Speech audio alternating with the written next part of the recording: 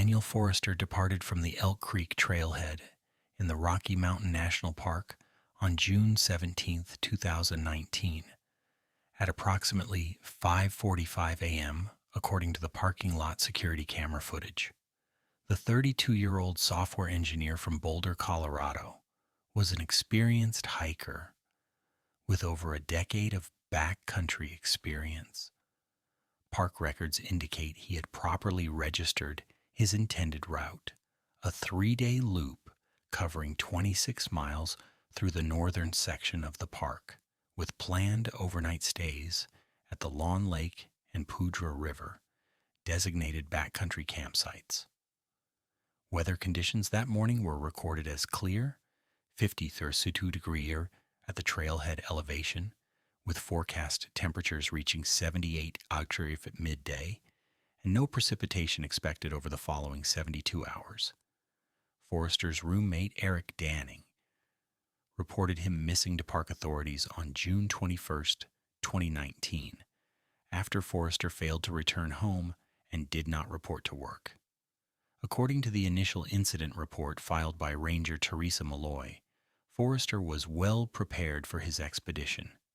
The hiking plan he had filed with the park backcountry office listed standard equipment including a big Agnes 2-person tent, Western mountaineering sleeping bag rated to 20-degree rears, jet boil cooking system, Katadyn water filtration device, 3 days of dehydrated meals, first aid supplies, emergency beacon, GPS unit, map, and compass.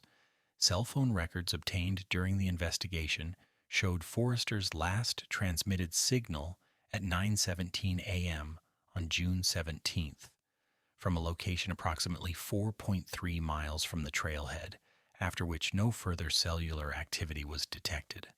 The search operation commenced on June 21, 2019 at 14:30 hours, coordinated by Rocky Mountain National Park Search and Rescue, RMMSAR. Initial efforts concentrated on Forrester's planned route, with ground teams dispatched to both designated campsites and the connecting trails. Helicopter surveillance using forward-looking infrared FLIR technology began at first light on June 22nd, covering an area of approximately 60 square miles centered on Forrester's last known position. 4 K9 units specializing in human scent tracking were deployed from the trailhead on June 22nd, following Forrester's intended path.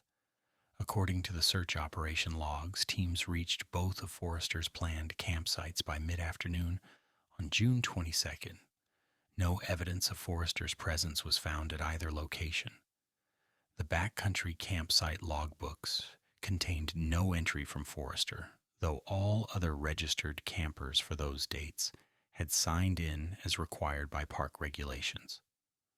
Park rangers interviewed 7 hikers who had been on portions of the same trail system during the relevant time period. None reported seeing anyone matching Forrester's description: 5'11", 175 pounds, brown hair, blue eyes, last known to be wearing a red North Face jacket, khaki hiking pants, and carrying a dark green Osprey 65-liter backpack. The search expanded to cover side trails, unauthorized routes, and off-trail areas within a 10-mile radius of Forrester's last known position. Challenging terrain, including dense forest, rocky outcroppings, and ravines with seasonal water flow, complicated the search efforts. On June 25th, a team discovered a water bottle matching the brand Forrester was known to carry, approximately 2.7 miles northeast of his planned route, near the edge of Cascade Creek. The bottle was collected as potential evidence, though subsequent DNA analysis was inconclusive due to environmental degradation of any biological material. Weather conditions deteriorated on June 26th, with unexpected early summer snowfall accumulating to 8 inches at higher elevations, forcing temporary suspension of aerial operations and limiting ground team mobility. The official search operation continued for 14 days, involving 67 personnel, 4 helicopter flight days totaling 26.4 hours of airtime, and coverage of approximately 120 square miles of terrain. Despite these extensive efforts, no definitive evidence of Forrester's location or condition was discovered beyond the single water bottle. The formal search operation was suspended on July 5, 2019, though rangers continued to alert backcountry visitors to watch for signs of the missing hiker. Forrester's dental records, DNA profile, and fingerprints were entered into national missing persons databases. His case was classified as a cold missing person investigation, with the file remaining open but inactive, pending new information.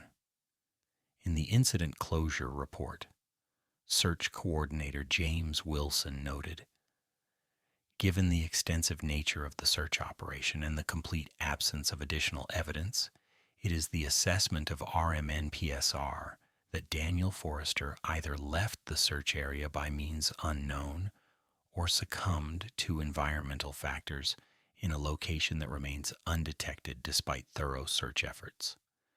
6 years and 4 months passed.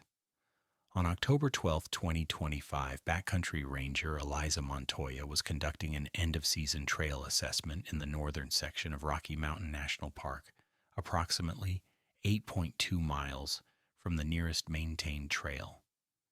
According to her official report, she was documenting erosion patterns in a remote ravine when she observed what appeared to be a manufactured structure partially visible through dense pine growth at the base of a rock face. The location was subsequently determined to be 40D to 917 pre N 105 to 45 536.2 W at an elevation of 9,976 feet. This position was approximately 12.4 miles from Forrester's last known location and well outside the primary search area from 2019. Ranger Montoya's body camera footage, later reviewed as evidence, documented her approach to what was revealed to be a small cabin-like structure constructed of local timber and stone. The structure measured approximately 12 feet by 16 feet with a sloped roof, standing approximately 8 feet high at its peak. The construction appeared crude but functional, with a chimney fashioned from stacked stone and mud, and a door frame fitted with a hand-carved wooden door secured by a rudimentary latch mechanism.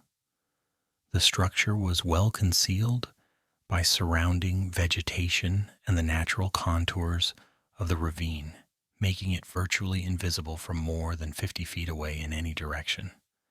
The footage shows Ranger Montoya announcing her presence and identifying herself as a park ranger before attempting to open the door, which was secured from inside. Receiving no response, she circled the structure and documented a single window opening covered with what appeared to be animal hide, stretched across a wooden frame.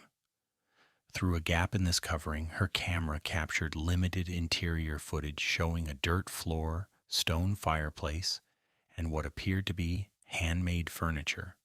Montoya then radioed her position and findings to park dispatch before approaching the structure again. The report continues that upon her second approach to the door, Ranger Montoya noticed movement in the soil, approximately 20 feet from the cabin entrance. Her camera footage shows a small clearing where the ground had been cleared of vegetation. In this bare earth, a human figure could be seen kneeling with their back to the camera, methodically writing or drawing in the soil with a pointed stick. The figure was wearing what appeared to be heavily weathered clothing and had long, matted hair. Montoya again identified herself as a ranger and requested the individual identify themselves. The body camera footage shows the figure becoming still, but not turning or responding verbally. Ranger Montoya approached cautiously, maintaining a distance of approximately 15 feet while continuing to request identification. When the figure remained unresponsive, Montoya moved to a position that allowed her to observe what was being written in the soil. Her camera clearly captured dozens of names scratched into the dirt in neat rows, some appearing fresh, while others showed signs of weathering. The names displayed no immediately apparent pattern or significance, though investigators would later determine many matched missing persons cases from the surrounding five-state area over the previous decade. When Ranger Montoya again requested identification, the figure slowly turned, revealing the face of an adult male with a full beard, weathered skin, and what she described in her report as unnaturally pale blue eyes. After approximately 30 seconds of silence, the man spoke in a hoarse voice, identifying himself as Daniel Forrester. Montoya's report indicates that Forrester appeared disoriented and exhibited signs of potential psychological distress, but was not overtly hostile or threatening. She requested permission to approach closer, which Forrester granted with a nod. Upon closer inspection, Ranger Montoya observed that Forrester's clothing consisted of a combination of severely weathered original hiking gear and handmade garments, fashioned from animal hides and plant fibers. His original red North Face jacket was still identifiable, though heavily patched with animal fur and leather. Montoya noted in her report that Forrester's physical condition, while showing signs of prolonged wilderness living, did not indicate severe malnutrition or injury. She offered Forrester water and emergency rations from her pack, which he accepted without comment. While Forrester consumed the food, Montoya photographed the names written in the soil, capturing 78 distinct names arranged in 12 rows. She also documented the exterior of the cabin structure and immediate surroundings, noting several animal hides stretched on frames for drying, a small garden plot containing what appeared to be wild onions and root vegetables, and a rudimentary system for collecting rainwater using hollowed logs. A stone-lined pit, approximately 30 feet from the cabin, contained charred animal bones, consistent with food preparation. After establishing basic communication with Forrester, Ranger Montoya radioed for assistance, providing her coordinates and a brief situation report. Due to the remote location, a helicopter extraction was authorized. Montoya's report indicates that Forrester became agitated at the mention of leaving the site, repeatedly stating, "They won't let me go. I have to keep writing the names." When asked to clarify who they were, Forrester pointed toward the cabin, but offered no verbal explanation. While waiting for extraction, Montoya requested and received permission to document the cabin interior. Body camera footage shows a single room with a dirt floor, partially covered with animal skins. A stone fireplace occupied one wall, with a small cooking area adjacent. The furnishings consisted of a bed frame constructed of lashed-together branches, supporting a mattress of dried grasses covered with animal pelts, a crude table fashioned from a split log, and two stumps serving as seats. The walls were lined with shelves containing various containers made from hollowed wood, bark, and animal parts. These held dried herbs, berries, and what appeared to be preserved meat. The most notable feature of the interior prominent in Montoya's footage was the extensive writing covering nearly every available surface of the walls. Names, dates, and cryptic phrases had been scratched, carved, or written in what appeared to be charcoal and natural pigments. Many of the names matched those written in the soil outside. Interspersed with the names were crude maps showing terrain features and what seemed to be marked locations. Multiple instances of the phrase, "they take them below," appeared throughout the writings, often accompanied by drawings of stick figures being pulled downward into jagged lines that resembled crevices or caves. The helicopter arrived at 1642 hours, approximately 90 minutes after Montoya's initial discovery. According to her report, Forrester became increasingly agitated as the sound of the approaching aircraft became audible. He attempted to return to writing names in the soil, stating repeatedly, "I need to finish. I need to record them all." Montoya, with assistance from the flight medic who rappelled to the scene, was able to persuade Forrester to board the helicopter, though he insisted on bringing a small leather pouch that he wore around his neck. Forrester was transported to the Rocky Mountain National Park headquarters, where he was examined by emergency medical personnel. The medical report indicated he was dehydrated but otherwise in surprisingly good physical condition given the circumstances. His vital signs were within normal ranges, though his body temperature was recorded as 95.88 degrees Celsius, slightly below normal. He had numerous healed scars on his arms, legs, and torso, consistent with minor wilderness injuries over time. His fingernails were worn but not broken, suggesting regular manual labor. Dental examination revealed no acute issues, despite the obvious lack of modern hygiene practices over an extended period. After receiving medical clearance, Forrester was interviewed by Park Chief Ranger William Greaves and FBI Special Agent Diana Chen, who was assigned to the case due to the unusual circumstances and the potential connection to other missing persons. The interview, which was recorded on video and later transcribed, began at 20:15 hours on October 12, 2025. Forrester remained disoriented, but was able to confirm his identity and acknowledged that he had been missing for several years, though he seemed uncertain about the exact duration. When asked about his initial disappearance in 2019, Forrester provided a disjointed account of becoming disoriented after leaving the trail to photograph wildlife.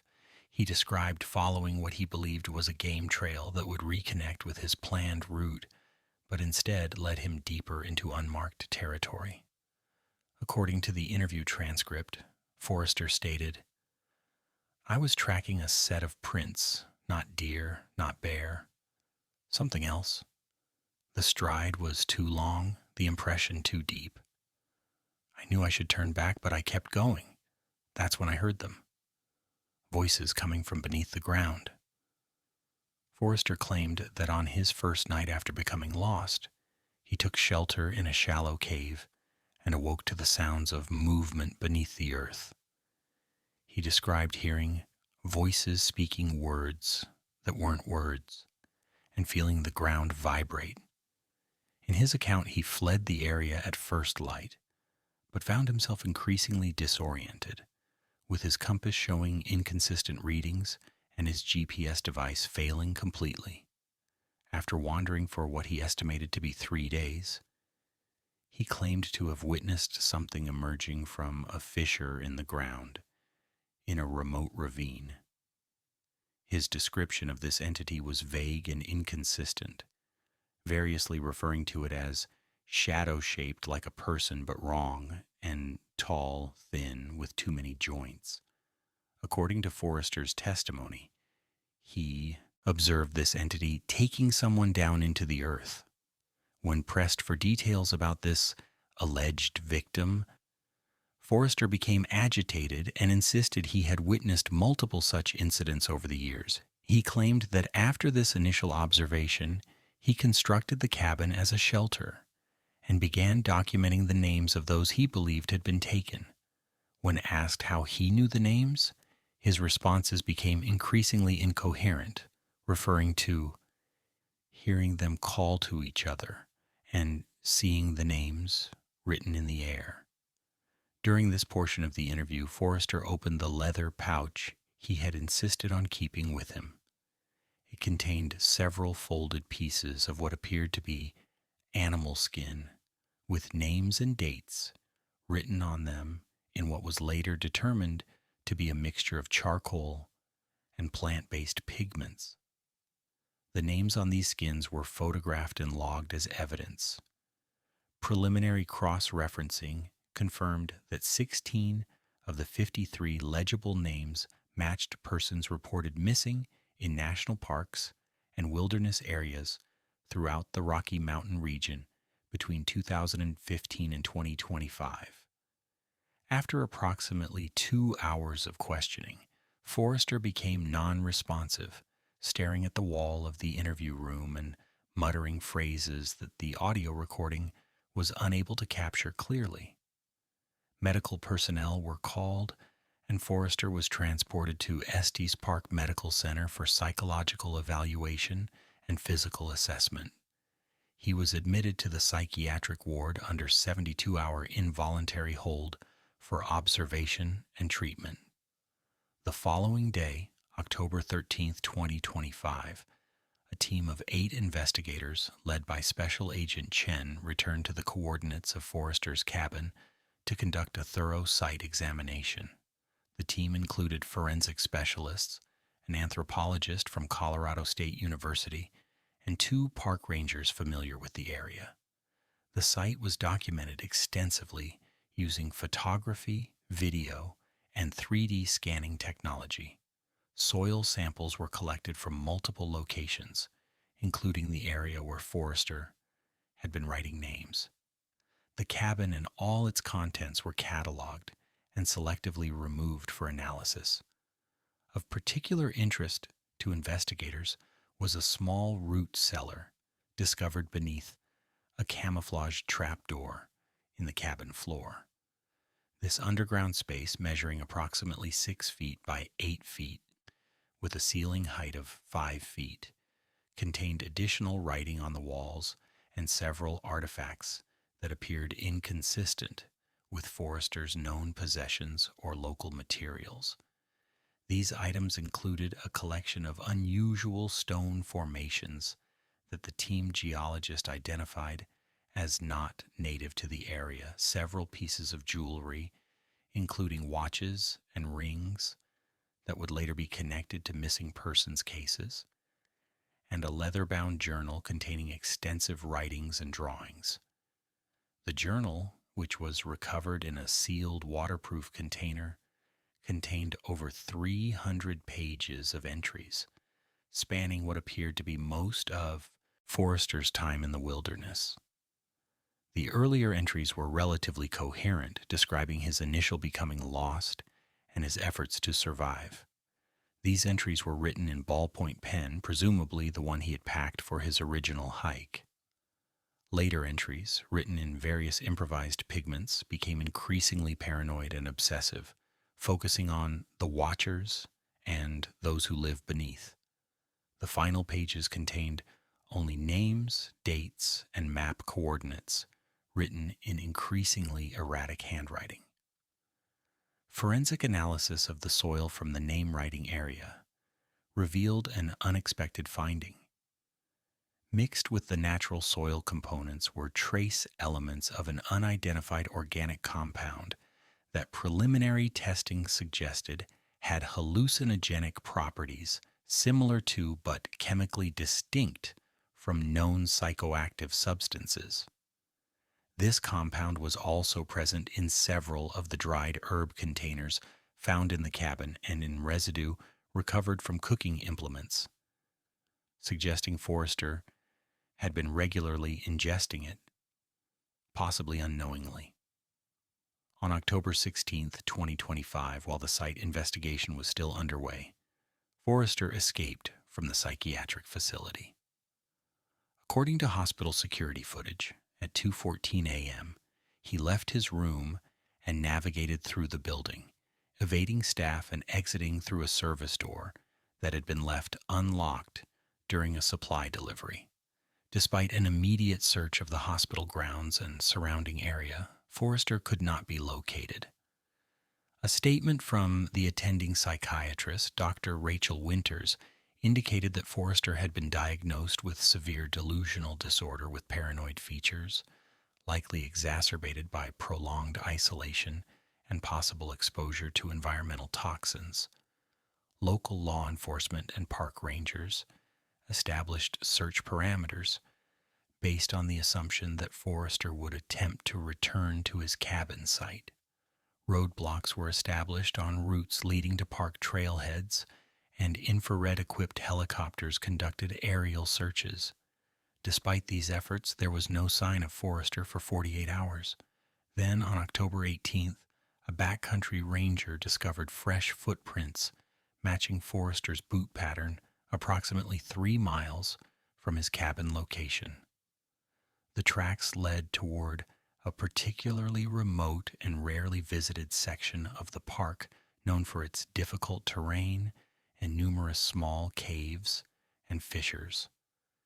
A specialized search team, including technical climbers and cave rescue personnel, was assembled to follow this trail. They tracked Forrester's prints for approximately 5 miles through increasingly difficult terrain until the trail ended abruptly at the edge of a narrow ravine.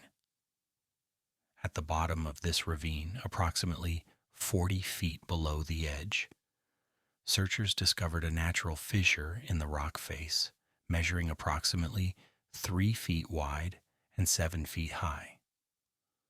Forrester's jacket was found caught on a rock projection near the entrance to this fissure.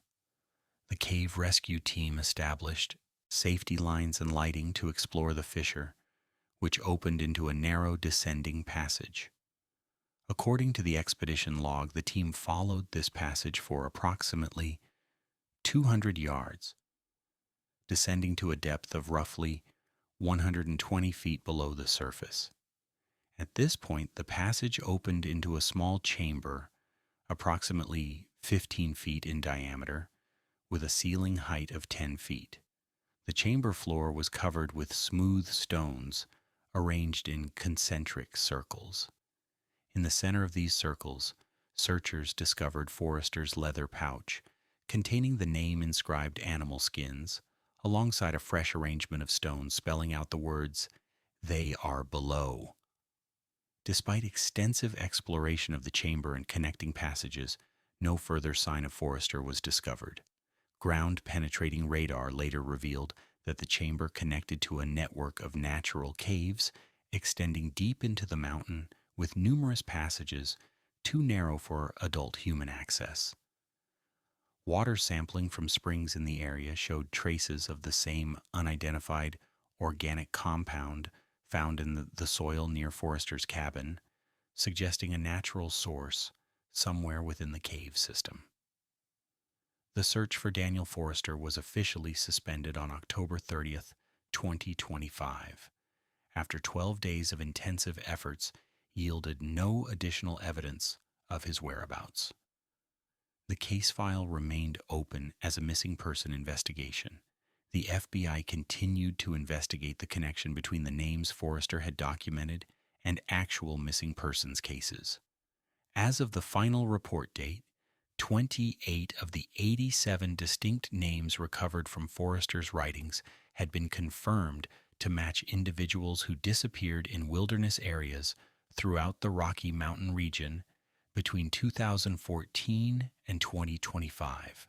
Toxicological analysis eventually identified the unknown compound in Forrester's environment as a previously undocumented fungal derivative with both hallucinogenic and paranoia-inducing properties. This fungus was found growing in several of the deeper cave systems in the area, particularly in locations where groundwater emerged from underground springs. The working theory developed by investigators suggested that Forrester had unknowingly consumed this substance through contaminated water sources, leading to progressively severe psychological effects over his years of isolation. The cabin site was eventually dismantled after complete documentation, though several researchers noted the unusual precision with which the structure had been built, given Forrester's limited tools and resources. The soil where he had been writing names was found to have been regularly cleared and reused for this purpose over an extended period, with ground-penetrating radar revealing layers of compacted soil containing trace evidence of writing going down approximately 18 inches. In December 2025, a small memorial service was held for Daniel Forrester, attended by his family, friends, and several members of the search and rescue teams. His case was featured in a National Park Service training program on wilderness survival and the psychological effects of prolonged isolation. The names he had recorded remained part of an ongoing investigation, with several previously cold missing persons cases reopened based on the information recovered from his writings. The caves near his cabin were mapped but subsequently sealed to prevent public access, cited as dangerous due to unstable geological conditions. According to Dr. Winters, who provided expert testimony for the final case report, what happened to Daniel Forrester represents an extraordinary convergence of factors: disorientation in wilderness, prolonged isolation, and exposure to an unknown psychoactive compound. These elements combined to create a profound delusional structure in which he believed he was witnessing supernatural events. The tragedy lies not just in his disappearance, but in the fact that for over 6 years, a man lived alone in the wilderness, slowly losing his connection to reality while believing he was performing a vital mission, recording the names of the taken. The ravine where Forrester's final traces were found was informally known among park rangers as Forrester's Fault. While official park maps were not updated to include this designation, GPS coordinates for the location were marked in ranger navigational systems with a warning notation: site of unresolved disappearance.